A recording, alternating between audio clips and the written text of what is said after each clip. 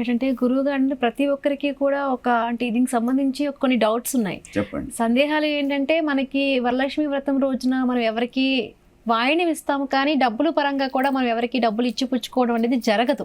అంటే అమ్మవారు మన దగ్గరే, లక్ష్మీదేవి మన దగ్గరే ఉండాలి, ఆ రోజు ఎవరికి మనం ఇవ్వం. కానీ మనం ఆ రోజు ఇచ్చే దక్షిణ రూపంలో అంటే తాంబూలంతో పాటు దక్షిణ ఇవ్వటం మంచిదేనా?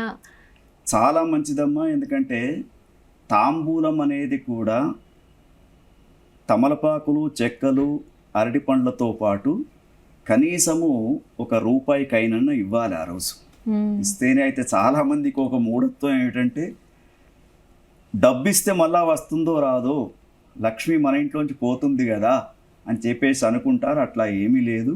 అది ఆచరణలో వచ్చింది తప్ప ఎక్కడ ఏ ధర్మశాస్త్రంలో ఎక్కడ కూడా ఏమీ కూడా లేదు. కాబట్టి తప్పకుండా మనము సుహాసిని పూజ ముత్తైదువులకు ఇచ్చే వాయినాలు ఏవైతే ఉంటాయో తప్పకుండా వాటికి ఇవ్వడానికి అవకాశం ఉంది. దాంట్లో ఎటువంటి ఏమీ లేదు.